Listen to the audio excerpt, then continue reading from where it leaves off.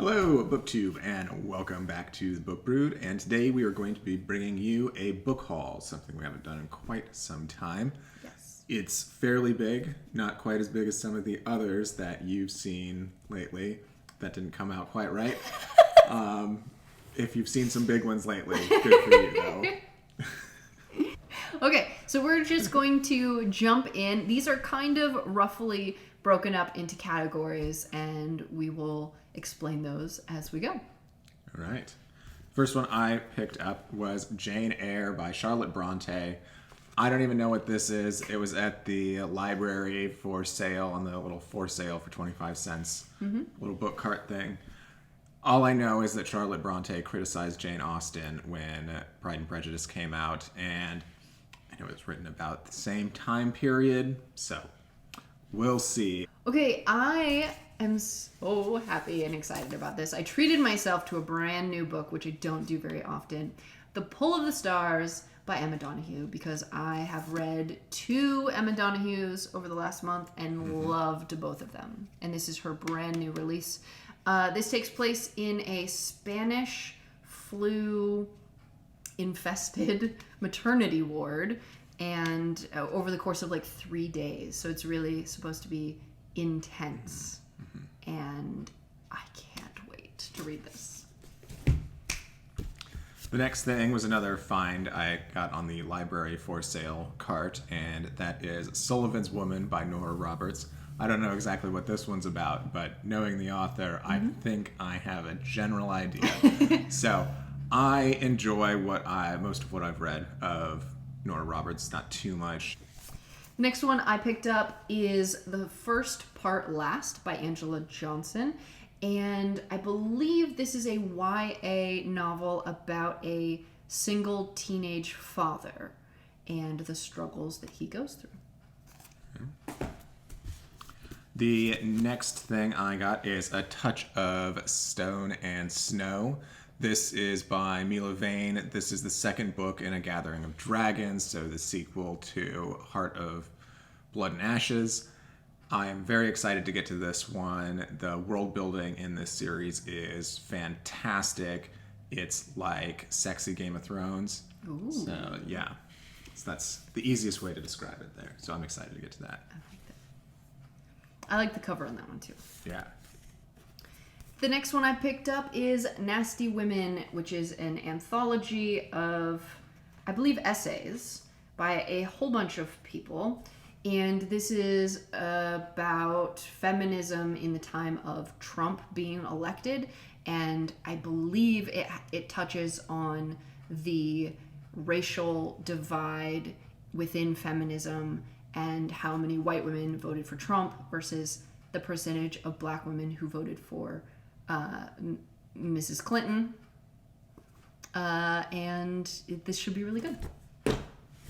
The next thing that I got is No Rest for the Wicked by Kresley Cole. This is the second in the Immortals After Dark series. I know from, I think it was Izzy at Happy for Now, she said that the first 2 books are kind of iffy. They were written a little while ago, so they're kind of overdone on the hyper-masculine hero, which the first one definitely was. But she says they get better after that, so I'm going to push my way through. And this one has a vampire in it, so well, I guess the last one had half vampire in it. Anyway, I enjoy vampires a little bit more than werewolves, so I'm excited. The next one I picked up is A Lesson Before Dying by Ernest J. Gaines. I believe this is a story about a man who was wrongly convicted of a crime and is on death row, and then a man who might have done the actual crime visiting him in jail, and they form a friendship, and it sounds amazing. It's an interesting dynamic there. Yeah. All right. The next few I decided to order for myself are volumes 15, 16, and 17 of Attack on Titan by Hajime Isayama. These obviously are about humans fighting it back against the Titan threat. And these ones I know particularly start to get into revealing a bit of the mystery, the world expanding and becoming a lot bigger with the things that they find out. So I'm excited. Awesome. The next one I picked up is Stolen Girls by Wolfgang Bauer. And this is about the girls who were stolen by the Boko Haram. What was that? Like, I want to say 2016. Unfortunately, it's a more regular thing. I know. So I think this discusses the girls from 2014, 2015, and 2016, I believe. And it looks so heartbreaking, but it also is beautifully done. It shows the women, or the girls, and what they looked like before, and then in the back you see how many of the women have babies now because they were forced to marry their rapists, their kidnappers. Okay. The next one I picked up is The 12 Tribes of Heidi by Anya Mathis, and I believe this one is a story about a woman whose first children, they were twins, died, and how that affected her entire life. And she goes on to have 8 or 9 more children. So she raises them much more harshly and tries to prepare them for a terrible world. And that obviously affects their entire life. And it talks about, passing trauma on through the generations. Okay. Yay! I love this series. This is ridiculous, but this is Dave Duncan's King's Blades series, and I've been reading these since childhood, and I just revisit them all the time. But because we moved and I got rid of my entire series, I'm slowly trying to pick them back up. Nice. I found this at the library sale. This is Nocturnes by Kazuo. I can't say it. Will you say it, please? This is Nocturnes by Kazuo Ishiguro. Thank you. And this is a short story collection by the author who wrote Never Let Me Go, which we both loved. And I also found this one at the library sale, which is Kindred by Octavia Butler. I think this is a book club edition, so there is a lot of discussion questions in this edition. But I have never read this, and I hear wonderful things. It's very good. And I won a book off of Goodreads this last month, and this is Black Girl Call Home. This is a poem collection by Jasmine Mans, and I am very excited to have a poetry collection. Awesome. Yeah. All right. You found this one book shopping, right? I did. I found a comic book shop. I'm super excited. This is Asadora, and it is by Naoki Urasawa. I believe this is about a young girl in Japan who gets kidnapped, and then there's a tsunami, and her kidnapper have to work together to survive. And by the time she finally makes it home, her family didn't even realize she was gone. It's a fun premise. And then I picked up just the first issue in several different comics to give them a try. This one the art looks amazing. I have no idea what any of these are about. But by Lilia De Duca. All right, and then Omni. This one is by Grayson Martinez and Valenza. And Future Foundation. So this is Fantastic Four offshoot, I think. But it just looks so fun. I mean, there's a rainbow girl. There's some head in a jar. There's like a weird bat demon gargoyle. That's a dragon man. That's what that. It just looks so wonderful. I'm excited.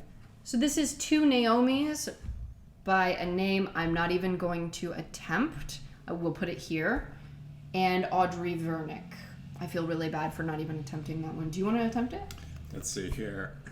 Oleg Bemisola?